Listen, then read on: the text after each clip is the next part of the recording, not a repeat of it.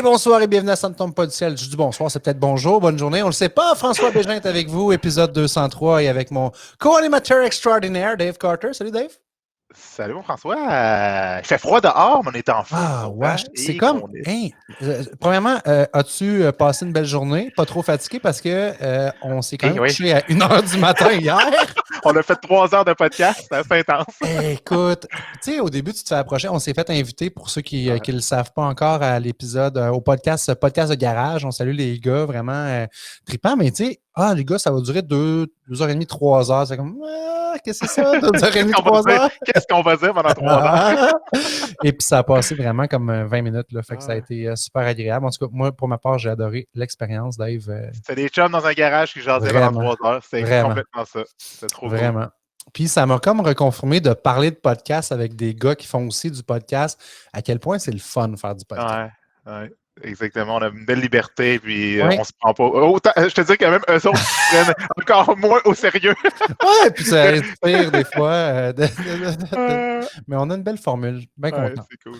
Épisode 203. Aujourd'hui, Dave, on reçoit William Giroux de Case Me. Présente-nous-le dans tes mots. C'est un ami à toi, quelqu'un que tu connais bien. William Giroux, que affectueusement j'appelle mon petit Will Giroux. Écoute, ce gars-là m'impressionne. D'un, pour son âge, là, je trouve que son mindset est incroyable. Puis c'est sûr qu'il vient d'une famille d'entrepreneurs aussi. Puis c'est un beauceron. C'est un beauceron. Fait qu'à la base, ça coule dans ses veines, l'entrepreneuriat. Mais écoute, moi, je le connais depuis une couple d'années. Puis c'est incroyable ce qui se passe présentement dans sa vie. Il va pouvoir nous en parler. Mais le gars est parti de faire sa business à temps partiel. Là, maintenant, il s'est lancé à temps plein. Mais il y a présentement, comment je pourrais dire, sa croissance, il ne peut pas arrêter rien. Là. Présentement, la croissance est en feu. Il est Puis, parti, regarde, décollage. il est parti. Fait que j'ai hâte qu'il nous en parle un peu plus. Ben, on l'accueille dans quelques instants. On part ça quand? On part ça maintenant.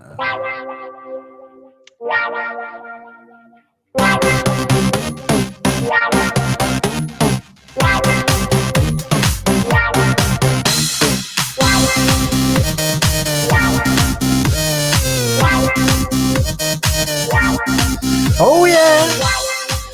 Un entrepreneur de la pause. Ça, c'est vrai que ça écoule dans les veines. William Giroux! Salut William, Oui. bienvenue à Ça ne tombe pas du ciel. Content que tu sois là. Merci de l'accueil, merci de l'accueil.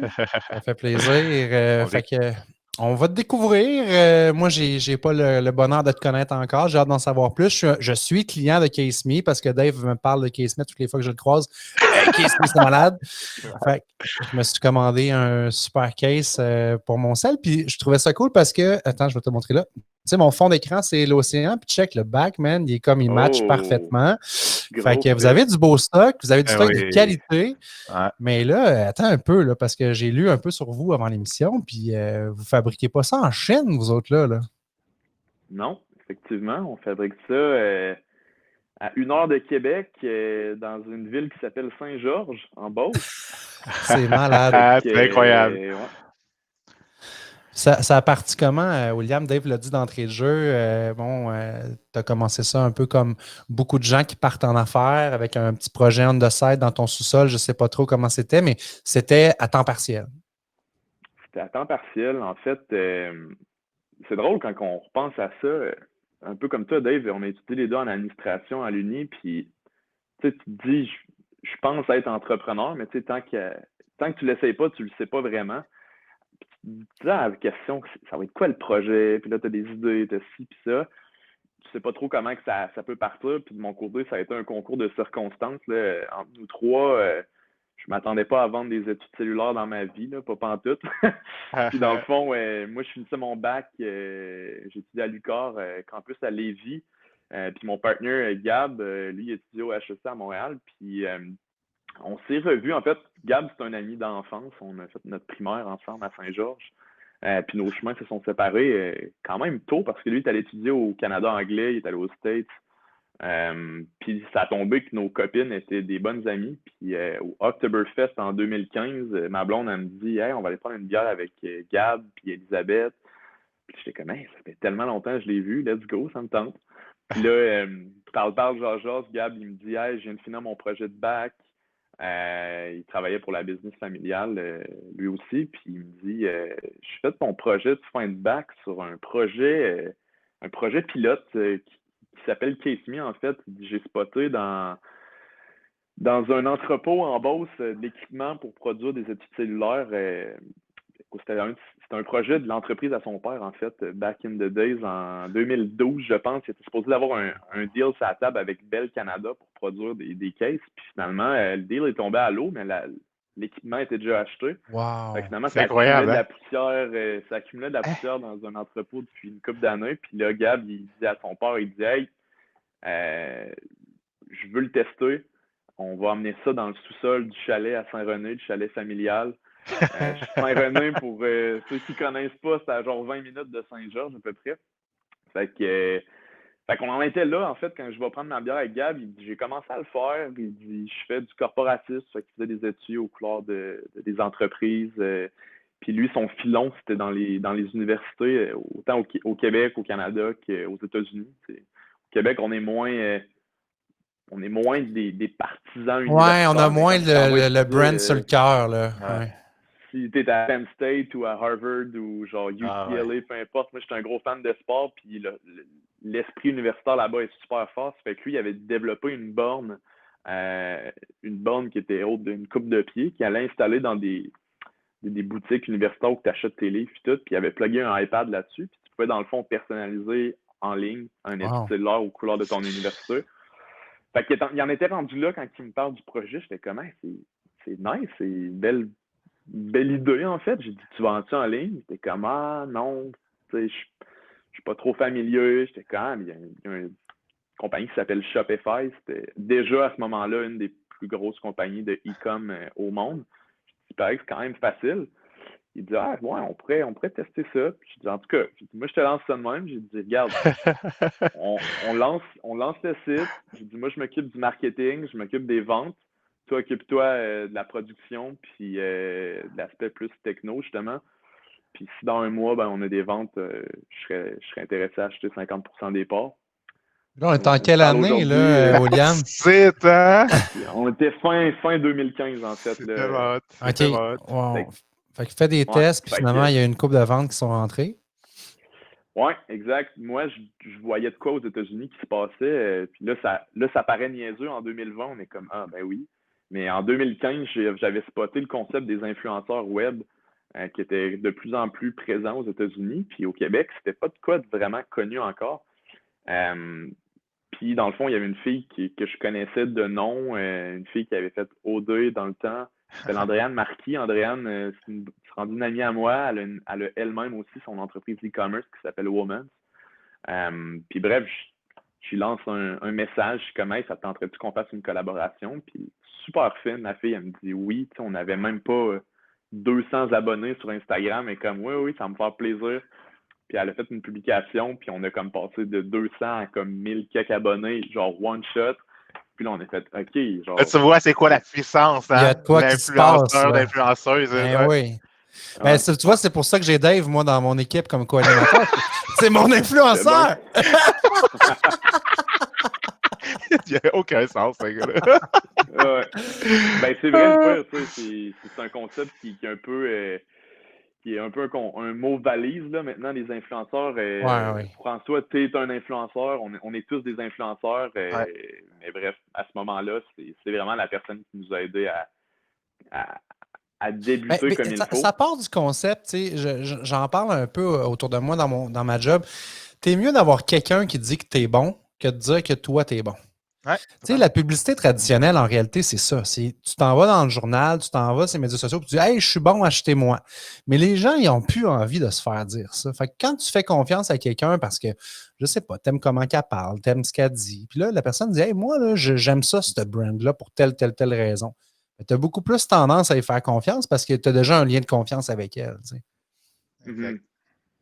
Fait que la stratégie a été payante pour vous autres, mais tu as été quand même, on s'entend, là, puis oui, ça fait la différence. Là, là 5 ans, on n'en entendait pas parler de ça, mais toi, tu as eu le pif, William, de dire, ben, dans le marché, là, ça s'en vient, là, ça, ce phénomène-là d'influenceur, puis même au Québec, tu l'as appliqué ici, puis ça a donné des beaux résultats. Oui, ben, ça a fait des petits, puis c'est encore une stratégie qui, je vous dirais, aujourd'hui, j'en ai des chums qui se partent des brands en ligne, puis je leur dis, profitez-en dans le temps que ça fonctionne encore, parce qu'on est comme ça sur la fin, là. pas que sur la Ouais, fin, mais c'est la crédibilité qui a perdu beaucoup là, au niveau des influenceurs et influenceuses, je pense. Fait que c'est pour ça, le monde sont de plus en plus éduqués par rapport. Il y a du monde qui faisait de la frime aussi par rapport à l'influence qu'il y avait sur Internet. Là. ouais, la crédibilité, mais aussi dans le fond, le marketing numérique, c'est une chose, c'est les paires de yeux sont où en ce moment? Ça bouge de plateforme en plateforme. En Ouais. ce moment, il y a TikTok qui va chercher beaucoup, beaucoup, beaucoup d'attention de la part des jeunes, moins jeunes. Tu sais, la tranche d'âge, ça commence à s'étirer rapidement. Puis dans ce temps-là, c'était vraiment Instagram l'endroit où tout le monde était. Fait que, ouais, c'est ça. Mais toi, ta Wow. job, c'est d'être justement de surfer cette vague-là parce que de ce que je comprends de Case Me en ce moment, vous avez, je ne sais pas c'est quoi les pourcentages, tu sauras nous en dévoiler davantage, mais tu sais, une grosse partie de votre clientèle est acquérie de façon en ligne. Tu n'es pas dans des boutiques, je pense pas. Là, de toute façon, les boutiques aujourd'hui, c'est rendu quoi? Là, même si tu étais chez l'abbé puis chez Sears, ça ne changerait pas grand-chose dans ta vie. Mais ta job à toi, c'est de t'assurer que tu ne peux pas être partout en même temps et être bon partout. C'est de dire, ben, OK, qu'est-ce que je cible comme plateforme en fonction de c'est qui ta clientèle cible? Parce que tu le disais tantôt, TikTok, c'est peut-être plus jeune, mais toi, tu cibles ces plus jeunes-là, tu cibles une clientèle plus vieux que tu vises. Fait que c'est d'être à l'affût de tout ça puis de garder en tête qu'est-ce qu'on a comme objectif. Là. C'est drôle que tu dises ça parce que moi, dans le fond, dans le temps qu'on a parti Case Me, moi aussi, j'avais une job à temps plein. Je travaillais au développement des affaires. C'est là que je pense que c'est là, Dave, qu'on s'est le plus connu. Je travaillais dans le domaine de la construction, mais je travaillais pour une firme d'ingénierie qui s'appelle WSP. Puis moi, je m'occupais du développement des affaires pour toute la branche d'infrastructure municipale. Ça fait que j'allais rencontrer des entrepreneurs généraux qui font des rues, des entrepreneurs commerciaux, résidentiels, bref, plein de trucs de même. Fait que moi, je suis vraiment une personne humaine. J'adore le contact humain. Puis le réflexe qu'on avait quand même bien, qu'on avait un modèle d'affaires qui était principalement en ligne. Moi, mon réflexe, c'était de dire, hey, je suis à l'aise avec mes skills de développement des affaires. Ça fait que je vais aller cogner à des portes. Je vais aller essayer de rentrer dans des boutiques. Ça fait que, tu sais, là, tu te dis, les boutiques maintenant, c'est peut-être moins ça, mais reste que on recule de encore 5 ans. Oui, on entendait que les magasins, c'était un peu en déclin, mais c'était pas encore où ce qu'on est rendu en ce moment. Fait que moi, mon mandat, en fait, dès que j'ai lâché ma job, c'était vraiment d'aller développer les points de vente. On est rendu avec à peu près 400 points de vente à travers le Canada. Puis tu sais, là, nos ventes web, c'est rendu peut-être 80% de notre chiffre d'affaires, mais dans ce temps-là, on a déjà été à 50-50 entre les ventes retail et le web. Ça restait quand même un beau levier pour se faire connaître. Là. Tu redémarrerais ton entreprise aujourd'hui, là, en 2020. C'est sûr, en plus, on est en pleine pandémie. Ça a changé la façon qu'on consomme. Tu prendrais-tu une stratégie similaire ou tu irais tout de suite garder all-in dans le web? J'irai all-in dans le web. Puis c'est ce qu'on est en train de faire, en fait, depuis à peu près 6 mois. Là. Je te dirais qu'on ne pousse plus vraiment pour développer des nouveaux points de vente. S'il y a quelqu'un qui cogne à notre porte et qui dit hey, j'aimerais ça vendre du Case Me dans mes 4 boutiques Bell ou Vidéotron, whatever, OK, mais on ne fait plus d'efforts, nous, pas parce qu'on se trouve trop hot, c'est plus que c'est time consuming en maudit. Là. Oui. C'est la gestion, la logistique derrière ça aussi, c'est lourd. Là. Juste 400 points de vente, je ne savais même pas. On se parle assez souvent, je ne savais même pas que tu avais 400 points de vente. Mais tu sais, il y en a comme, mettons, Simons, c'est notre plus gros client. Il passe des PO à coût de 1200 caisses. Tu sais, ça se produit bien, ça se mêle bien à notre production. Mais c'est plus des fois les plus petites boutiques qu'on les aime autant que les grosses. C'est ça l'affaire, on peut leur donner tout le temps le meilleur service, mais tu sais, ça vient des fois au détriment de notre production qui est faite pour le web. Puis un gros élément différenciateur de Case Me quand on regarde votre site web et vos produits, c'est vraiment vos designs. Je pense que c'est là que vous vous démarquez. Vous êtes à l'affût des nouveaux trends. Vous avez des collections qui sortent aussi. As-tu quelqu'un chez vous à l'interne qui a dit OK, ça, c'est ton côté plus créatif? Est-ce que vous avez vous outsourcez ça? De quelle façon vous êtes bon là-dedans? Est-ce que vous êtes bon là-dedans? Puis je pense que c'est un peu le secret de votre succès. Tout le monde à qui je montre mon case, c'est comme, wow, il est malade, il vient de où? Premièrement, la qualité est là. C'est la qualité, c'est durable. C'est durable. Tout ce que tu achètes sur Amazon, on s'entend-tu qu'après, souvent, moi, j'en ai commandé, là, puis après 2 semaines, 3 semaines, ça commençait à fendiller, ça commençait à scraper. Là, je suis convaincu que je vais faire du temps avec ça que je n'aurais pas fait avec d'autres choses. Fait que tu es capable, quand tu as de la qualité, de dire ça ne me dérange pas de payer plus cher. Puis en plus, c'est fait au Québec. Il y a plein d'avantages. Mais au niveau design, c'est quoi votre secret là-dedans? Vous êtes des gars, peut-être un gars de marketing, tu disais tantôt. Ton partner, je ne sais pas c'est quoi son background, mais ça vient de où cette inspiration-là? C'est drôle que tu dises, tu le dis exactement dans le bon ordre. Le design est beau, puis après ça, tu le reçois, puis t'es comme la qualité est là. Mm.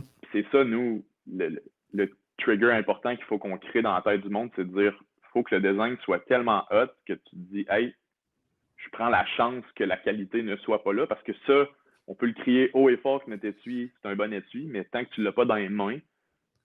Mais c'est vraiment comme ça, je te le pas, confirme, comme consommateur. Là. Dave avait beau Ouais. m'en parler. J'étais fru parce que, regarde, il est ici, mon case. Sérieux, j'ai pas payé cher, peut-être 20$, mais il a commencé à fendiller en bas. Là, j'ai dit, fuck, je suis dû pour un case. Dave me parle de Case Me. Bon, encore une autre affaire, tu sais, fait au Québec, c'est correct. Tu le commandes, tu le trouves cute. Puis là, il arrive, tu fais comme, wow, OK. J'ai même pas pris, tu as des options là, de niveau de toughness. J'ai pas pris le gros, mon gars, parce que je voulais avoir quelque chose quand même slick. Puis, sérieux, bravo là-dessus. Puis même quand tu le reçois, tu sais, la petite boîte et tout, c'est sharp, là. Il y a des Rockets dans le paquet. Tout le monde aime les Rockets. Je ne sais pas si c'est toujours des Rockets, mais en tout cas, mais Flo était bien content. Fait que, tu sais, nous, le thinking, c'est de dire il faut que le marketing web soit A1 pour justement créer cette envie-là aux gens de le commander. Puis une fois qu'ils l'ont, ben, ils triplent sa qualité. Fait que c'est ça qui crée, dans le fond, sur le web, un des KPI que tu dois suivre, c'est ton taux de rétention de clientèle. Repeat business. Ouais. Yeah. Repeat business, lifetime value, ça veut dire combien d'étuis va acheter dans sa vie un client. Fait que des fois, nous, notre coût d'acquisition peut être plus élevé. On est prêt à dire, OK, on est prêt à acquérir un client. Pour nous, ça peut coûter 20$ à peu près. Mais on sait qu'il va en commander 2,33 étuis par année. Fait une fois que tu le closes, on sait qu'en moyenne, une personne va acheter 2,33 étuis. Puis un lifetime value, ça peut, tu sais, on a des clients depuis 4 ans qui ont des... C'est fou, on est en train d'envoyer des cadeaux de Noël à nos meilleurs clients. On leur a fait faire des hoodies, Case Me, on leur envoie des cases. Bref, on essaie de faire des petits trucs. C'est hot. Il y a du monde qui, en 4 ans, ils ont commandé pour 1 200$. Je te crois. Cellulaire. Mais je te c'est crois. Ça qui est fou, hein? Tu te rends compte? Parce que, tu sais, à la base, tu dis un étui cellulaire, ça sert juste à protéger ton cellulaire. C'est que ton enfant le prend et il le lance au bout de ses bras, puis tu es sûr qu'il ne le brisera pas. Par contre, là, ce que tu as créé, puis ce que vous avez créé, Will, avec Case Me, c'est que vous avez créé justement le trend que tu parlais, que le monde habille leur téléphone cellulaire. Fait que ils matchent ça avec comment ils sont habillés, ils matchent avec leur lifestyle, ils matchent avec les saisons. C'est ça qui est rendu fou avec Case Me. Puis, tu sais, pour répondre à ta question, oui, le design est fait à l'interne. Dans le fond, on a une designer graphique qui travaille à temps plein dans notre équipe. Elle s'appelle Justine. C'est vraiment le cœur de notre entreprise. Puis, tu sais, tous les gens qu'on engage qui touchent de près ou de loin au marketing, ben, il faut qu'ils soient à l'affût de la mode. Là. C'est un peu tough en tant que deux boys. Moi, j'aime bien les trucs stylés. Tu sais, je pense que j'aime ça. Mon partner, il s'en contrefou. Fait que comme au début, on rushait en maudit. C'était Gab qui faisait des designs sur Photoshop. Je pourrais vous envoyer des photos. Ah oui, ça doit être hilarant. Ah ouais. Fait que oui, on fait ça à l'interne. Puis on se fait vraiment du fun à le faire.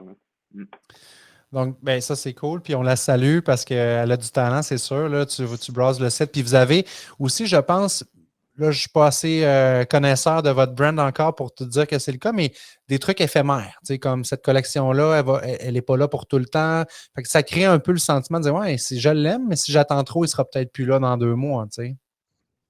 On fait ça beaucoup avec des collaborations, en fait, avec des artistes qu'on cible. Puis nous, c'est une façon de se faire du fun et de sortir un peu de notre quotidien avec les collections qui viennent au fil des saisons.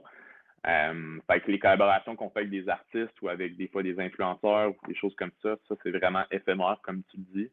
Je sais pas si vous connaissez le brand Supreme, qui d'ailleurs viennent de passer à la banque il y a une semaine et demie. Ils ont vendu pour comme 3 quelques milliards à un gros consortium. Mais en tout cas, eux, leur idée, c'est de dire des petites quantités qui partent de même. Ça crée un sentiment d'urgence chez le consommateur de faire « Hey, si je le veux, faut que j'y aille là ».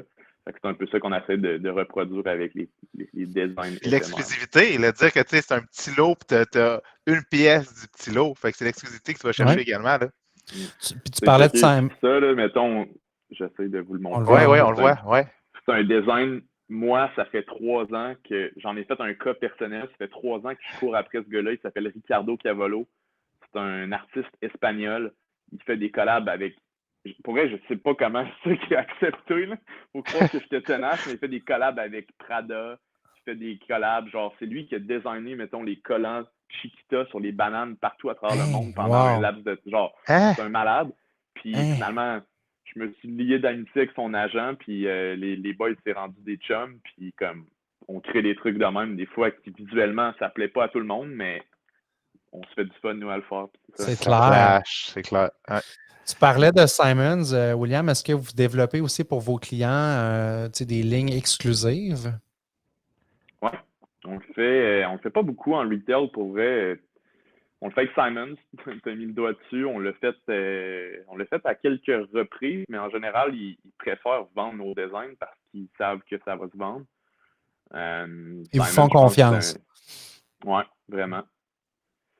Ouais. Puis, Sinon, il y a le corporatif qu'on fait vraiment. ouais, c'est ça, j'allais dire. pour Là. des business. Ouais. Puis c'est quoi les quantités? Parce que Dave et moi, on aime beaucoup notre logo, ça ne tombe pas du ciel, on le voit partout.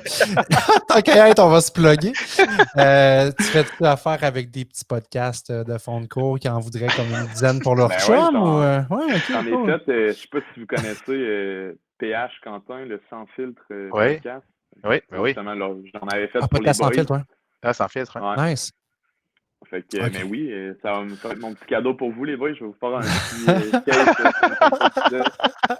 Écoute, on ne sait jamais. Merci. Peut-être qu'on va partir un trend puis qu'on va en vendre des trucks pleins. On ne sait jamais. Who knows? C'est très cool, William, de voir que c'est parti d'une petite machine qui pognait la poussière. Puis cette machine-là, j'imagine qu'elle a des limites aussi. Il a fallu réinvestir éventuellement dans de l'équipement, du pied carré, des employés. Donc, vous avez parti ça à 2 gars. Vous êtes rendu combien dans l'équipe présentement? Là?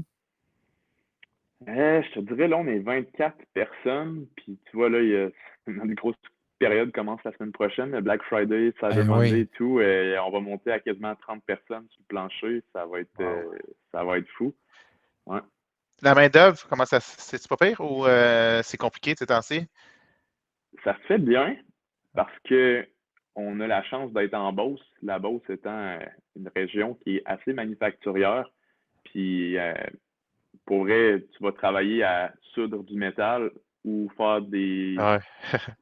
genre corder du bois ou d'avoir des jobs vraiment tough, ou bien tu t'en vas travailler à l'air climatisé, à cuire des études cellulaires dans une ambiance un peu startup. On est quand même chanceux pour ça, pour vrai, ça se fait bien. Puis le nom Casey, il est connu quand même à Saint-Georges. Fait que le monde, dès qu'on trouve un poste, pour vrai, on a une pile de CV qui, j'espère que ça va être le cas encore pendant un bout de temps, mais en ce moment, on est bien chanceux pour ça, pour vrai. C'est impressionnant. Très impressionnant. cool. Parle-nous du futur, parce que c'est quand même allé très vite tout ça, là, de 2005 à 2015, tu disais, à 2020. 5 ans pour bâtir tout ça. Les 5 prochaines années vont ressembler à quoi? C'est 5 ans, moi j'ai de la misère à faire une prévision sur 5 ans, même 3 ans, c'est très dur à dire. 1 an, des fois, tu sais, l'année passée, tu m'aurais dit on serait rendu là cette année, j'aurais dit oublie ça. La croissance est rapide à ce point-là. Là. Ouais, vraiment. Puis, mais tu sais, en ce moment, on travaille fort pour développer beaucoup les États-Unis. L'année dernière, en fait, l'année 2020, l'année dernière, nous, notre année financière termine 31 août. Fait qu'on est déjà à 2 mois et demi de fête dans 2021 pour nous. Puis l'année dernière, c'est ça, c'est la première année qu'on avait bien développé le Canada anglais. Parce que pour vrai, être un brand québécois, c'est dur de sortir de chez toi parce qu'il y a une barrière de qui est linguistique. Puis les gens n'aiment pas ça nécessairement qu'on switch le langage. Puis avec la technologie, des fois, ça ne suit pas super bien. On a à tour de bras des clients qui vont sur notre site, puis le site est en anglais, puis là, on leur explique, c'est à cause que votre browser Internet est en anglais, donc vous voyez le site en anglais. Ça se fait comme automatiquement. Ils sont comme, vous êtes une brand québécois, puis vous ne parlez pas en français. Et le nom, c'est anglophone. Ouais, c'est ça, Case Me. Ouais. Mais pour 2021, c'est ça, on va continuer aux États-Unis. On va débuter en fait en février aussi à rouler des publicités numériques en Europe parce que les États-Unis, ce qu'on constate, c'est que c'est très compétitif. bien sûr, en fait, tout le monde veut aller aux États-Unis. Ben oui. Puis la game des influenceurs est vraiment tough, là. C'est fou, là. Quelqu'un Dans le a sens qu'il 2000 abonnés. y a de la surenchère ou dans quel sens tu dis ça? Ben, dans le sens que nous, mettons, on envoie, pour te donner une idée, au Canada, en fait, c'est à peu près 300 étuis par mois qu'on envoie à des influenceurs. On dit, tu as un étui cellulaire, tu nous fais une story, tu nous fais une publication, that's it. Là-bas, aux États-Unis, tu approches quelqu'un à 2000 abonnés, puis ils sont comme, ça va coûter 150$, puis t'es comme, hi! Ah ouais, ok. Ouais, non. C'est ça, c'est un peu, c'est ça. Ah ben ouais, Dave, on part une branch USA de ça ne tombe pas du ciel, on va faire de l'argent que ça. Fait que, je dirais que pour le futur, c'est ça va être de développer le reste de la planète, en fait. Puis on vient de closer un partenariat stratégique avec un de nos fournisseurs pour qu'on puisse produire à l'extérieur du Canada pour nos commandes internationales. Fait que la prod canadienne resterait au Canada.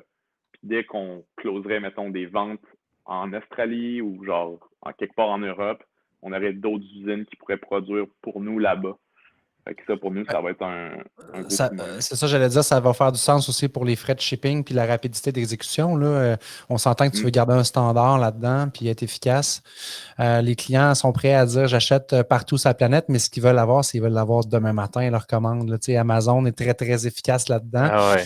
Fait qu'en attendant que tu aies ton propre service de messagerie comme eux autres, tu n'auras pas le choix de voir comme ça. Hein. Ouais. Je suis sûr que si tu pouvais trouver une solution pour contourner ça, tu le ferais parce que tu pourrais garder ta production ici, engager des gens locaux, mais à un moment donné, quand on prend l'expansion, on n'a pas le choix de venir à l'évidence. Vas-y. Non, vas-y, ouais. J'allais dire, ce qui est drôle, c'est que notre partenaire, pourquoi il nous a approchés pour ça, c'est que lui, à l'inverse, a vraiment de la misère de shipper au Canada. Il y a quelque chose qui s'appelle Post Canada, qui est quand même une débite un peu compliquée. Ouais, je leur lève mon chapeau. Là. Ils travaillent vraiment fort, puis ils font du mieux qu'ils peuvent, je crois. Mais reste que c'est complètement différent de ce qui se fait ailleurs, que ce soit aux États-Unis ou en Europe. Fait que pour les autres brands, c'est tough de rentrer au Canada, puis pour nous, c'est tough d'en sortir. Fait que c'est un peu un service mutuel qu'on va se rendre. Nous, on va produire pour eux au Canada, puis on va continuer à faire notre prod au Canada. Mais pour toutes les commandes internationales, ça va être fait ailleurs. Est-ce que. Vas-y. Non, continue. Je parlerai après. Vas-y. Non, mais tu dis Europe, mais tu sais, la fameuse question, là, puis je n'ai aucun jugement là-dedans, mais tu sais, on s'entend que tu dis, OK, je veux diminuer mes coûts de production. Est-ce qu'un jour l'Asie, ou tu dis non, je veux vraiment rien savoir, puis il y a des raisons derrière ça? Je suis allé à Hong Kong avec mon partner l'année dernière pour se mettre dans le bain, justement, de voir qu'est-ce qui se fait ailleurs. Je venais de lire un livre qui s'appelle Shoe Dog, écrit par Phil Knight, le fondateur de Nike. Puis, c'est drôle, je venais de le finir, puis je m'en allais là avec mon partner, puis c'est tellement différent. Puis pour vrai, genre, on peut pas dire jamais, mais comme, on n'est pas là du tout, là, puis à plein de niveaux, là, juste le lien de confiance. Ils font de la business complètement différemment là-bas. La réalité, c'est que tu peux avoir une qualité qui est similaire, honnêtement. Ouais. Ça coûte plus cher, mais la qualité peut être là. Mais moi, c'est vraiment d'un point de vue éthique. Je serais pas à l'aise de faire ça ailleurs. Tu sais, mettons, notre fournisseur, on est capable d'aller visiter leur usine pour de vrai.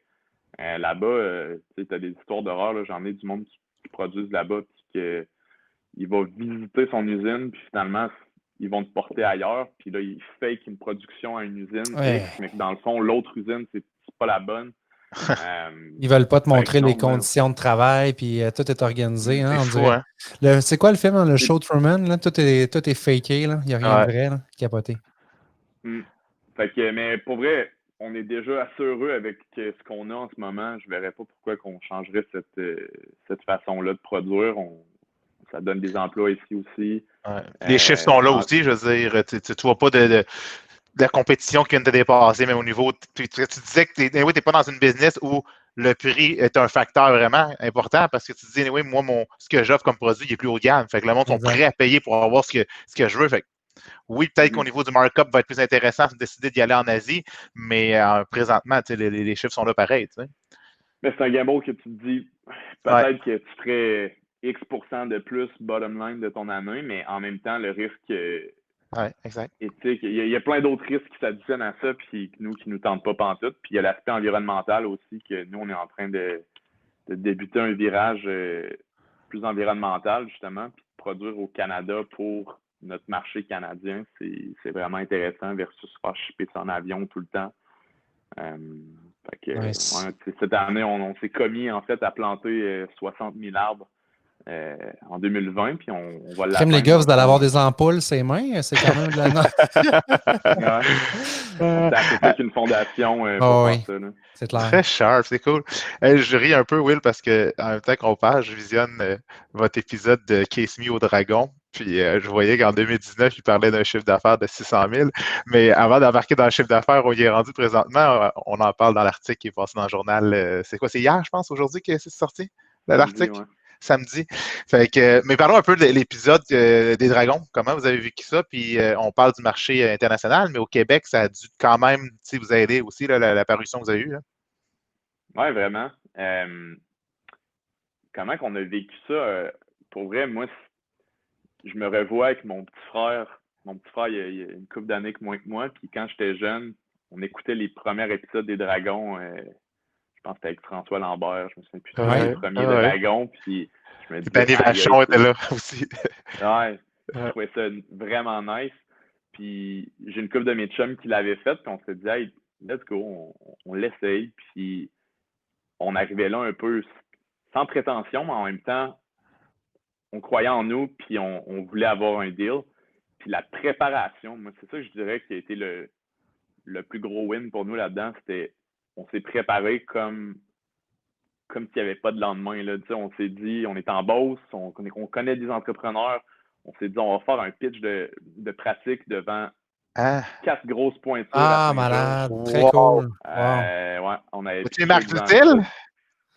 Il y avait Marc Dutil qui était Ouais. supposé d'être là. Finalement, il n'a pas pu venir. Mais Wow. on avait Bernard Bolduc, on avait Pierre Tabette, des belles business en Beauce qui font rêver. Puis les gars nous ont explosé. Ouais. Oui, c'est ton meilleur, Vaut mieux te faire exploser en Beauce qu'à la télévision. C'était tellement un reality check. On s'est dit, on n'est pas prêt pas en tout de passer à TV. Puis c'est ça fait qu'ils nous ont mis un peu les pendules à l'heure. Puis ça nous a laissé une couple de semaines pour se préparer réellement. Puis c'était tellement une belle expérience pour vrai. Je comparais ça. J'ai joué au football, moi, pendant 8 ans de ma vie. Puis je comparais le feeling à un kick-off, le botté d'envoi, dans le fond, là, quand c'est toi qui attrape le botté. C'est un peu ça, t'entendais le 10, 9, 8, puis là, t'entends les dragons, l'autre bord qui parle. Là, t'es comme... Ça se passe là, hein? Time to shine, puis c'est vraiment stagé, tu sais, c'est tough, là. Ils te disent, OK, tu te positionnes là, si tu veux t'avancer, tu vas là. Ça fait que, en plus de ton pitch, il faut tout que tu penses à ça. OK, il faut que tu regardes la caméra là-bas, puis ici, puis ça. Fait que c'était vraiment une folle expérience. Mais côté dragon, ça a vraiment pas bien été. On n'a pas eu de deal. Non seulement personne n'en a proposé un. En fait, les 5 dragons ont décliné l'offre. C'était quoi les raisons qu'il disait, William? C'est-tu dire justement, tu veux faire quelque chose que la Chine va te rentrer dedans, tu n'auras pas. Ouais, mais il disait que vous allez vous faire. Moi, je me rappelle, il disait que vous allez comme vous faire copier, puis vous aviez-vous des brevets, des affaires dans le même. Je pense que c'est ça qu'il disait. Ouais. Je me rappelle bien. Le gros morceau, c'est ça, c'était la différenciation de produits. Ça fait que pourquoi qu'une compagnie ne ferait pas mieux que vous? Ben, c'est le cas dans pas mal. C'est le cas dans tous les marchés. C'est ça. Les dragons, on se remémore à 2017, je pense qu'on est passé. Il y avait Caroline Néron pour les bijoux. Il y avait Ethan Song, le fondateur de Frank & Oak, qui est un brand de vêtements. Ça fait que, tu sais, 2 sur 5 déjà étaient dans une industrie très compétitive. Ça fait que leur point de vue, ça m'avait un peu choqué. Je sais même, on vit la même réalité, dans le fond. C'est niveau brand, en fait, qu'on peut se différencier. Il y avait vraiment juste Dominic Brown qui avait pris notre défense un peu, qui avait dit non, mais vous comprenez pas. Genre, eux, ils se démarquent sur l'expérience client, ils se démarquent sur l'aspect personnalisé de vos produits, puis tout. Puis tu vois, Dominique, je suis resté, on a continué à se parler par après, puis c'est vraiment un gars que j'aime jaser avec parce qu'il pense autrement. Fait que c'est ça, on est reparti bredouille, on est descendu à Québec, c'est drôle. Saint-Georges. Mais tu sais, l'histoire aura dit que ça n'aura pas été la fin du monde, loin de là. Là. Je pense que ça Au a vraiment pris ce contraire, monde en là. Ouais, ça vous donner un boost, là. Ouais. Dave, le temps file, puis tu as tout le temps une question que j'adore à la fin de notre show. Puis je suis curieux d'entendre, William, tu as nommé un livre que je vais mettre la main dessus, là, Shoe Dog, tantôt, mais vas-y, Dave, avec la question de la fin. Ça s'adapte très bien à William parce que je sais qu'il est très consommateur de podcasts, de livres ou de TED Talk. Fait que c'est ça que je voudrais savoir pour nos auditeurs. Will, nomme-nous soit un TED Talk, soit un podcast ou soit un bon livre que tu as lu récemment. Puis ça peut être 2 ou 3. Regarde, on est ouvert parce que je sais que tu en consommes pas mal. Niveau audiobook, écoute, j'aime lire papier, j'aime en écouter aussi, tout dépendamment de mon niveau de concentration. Je fais quand même beaucoup de routes aussi, ça fait que ça l'aide. En audiobook, vraiment intéressant à écouter, No Rules Rules de Reed Hastings, c'est le fondateur de Netflix. Nice. Qui se fait interviewer en fait sur toute la culture d'entreprise chez Netflix. C'est un livre très axé ressources humaines. OK. À 22 employés, je suis vraiment loin de la structure RH de Netflix, mais c'est vraiment cool de voir leur vision des choses, puis des trucs que tu dis, aïe, j'aurais jamais pensé à implémenter tel concept. Fait que ça, niveau audiobook, c'est vraiment intéressant. Puis dans les livres, je pense que le livre qui m'a le plus marqué cette année, c'est Ego is the Enemy. OK. C'est un livre qui est écrit par Ryan Holiday. C'est un livre qui n'est pas vraiment business. Il donne des exemples, en fait, qui vient appuyer un peu l'ego d'une personne. Ça peut se rendre jusqu'où. On en connaît tous dans notre entourage. On a chacun un ego, nous aussi. Ouais. C'est vraiment une belle façon d'imager, en fait, qu'est-ce que l'ego. Puis tu réalises, OK, ouais, cette personne-là, elle est vraiment sur un power trip d'ego. Puis ils font des références principalement historiques. Ils vont parler de Rockefeller, ils vont parler de Jackie Robinson. Des fois, ils montrent, OK, ça, c'est le pire ego que tu peux être. Puis à l'inverse, un gars comme Jackie Robinson qui a percé le baseball dans une période super raciste aux États-Unis. Puis tu voyais que le gars avait aucun ego puis qu'il était focus sur montrer justement qu'il pouvait le faire. Fait que c'est vraiment un beau livre. C'est des petits livres aussi, ça fait que intéressant. Je les ai mis dans mes livres audio, Will. Je vais Vous autres en avez ça. Ouais, moi, on en parle souvent à l'émission. Moi, c'est sûr, mon coup de cœur des derniers mois, c'est définitivement From Good to Great to Unstoppable du coach Michael Jordan. C'est vraiment capoté, relentless, d'être quelqu'un qui est unstoppable, qui arrête jamais, puis que quand on arrive à un milestone, on en veut un autre de plus. Je me suis fait challenger hier, je disais en début d'entrevue Dave et moi, on a été invités à un podcast hier, puis les gars disaient, ouais, mais à un moment donné, tu vas être essoufflé de ça, mais pour moi, être unstoppable, c'est pas juste le côté, tu sais, je veux plus d'argent, je veux plus de succès, c'est d'être une meilleure personne tout le temps aussi. Fait que moi, je le vis comme ça. Là. Surtout sortir de sa zone de confort. T'sais, peu importe dans la vie, à n'importe quel âge que tu as, je pense que faut que tu sortes de ta zone de confort, puis c'est comme ça que tu continues à vivre. Là. Moi, c'est comme ça que je vois ça. Fait que je me rapproche de ta vision, François, là-dessus. Puis le livre que j'ai lu dernièrement, c'est Can't Hurt Me de David Goggins. Fait que ceux qui connaissent, c'est un gars qui était dans la marine, dans l'armée, puis il fait des super marathons. Fait que des trucs de fou, là, des courses pendant plus que 24 heures. Là, fait que des affaires comme ça. Fait que ça aussi, c'est un des bons livres que j'ai lu. William, mais premièrement, merci d'avoir accepté l'invitation. Tu dois avoir un horaire assez occupé. Merci avec toute cette croissance-là. Puis on apprécie le temps que tu nous as accordé. Tu avais aussi un petit cadeau à faire à nos auditeurs avec un code promo que les gens peuvent entrer sur le site casemedesign.ca, qui est toute la collection, dans le fond, de vos cases. Promo Ciel 20 qui va vous donner, je présume, 20 cases gratuits, c'est ça? Ça serait malade, ça. Il y a le 20 pour un 20% de rabais. Yeah! Thank you cool, very much. Merci, Will. Merci, c'est très apprécié. Bon succès pour la suite, William. Puis, regarde, on va te réinviter. 5 ans, c'est beaucoup trop long, tu as raison. Dans 5 mois, on va te réinviter, puis tu vas nous parler comment tu as réussi à conquérir les USA. Exact. Merci, messieurs. Salut, William. Merci, Will. Bonne soirée. Ciao.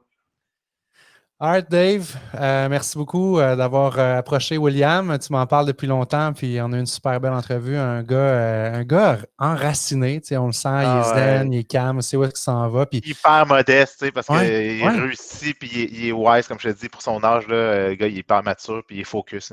Nice.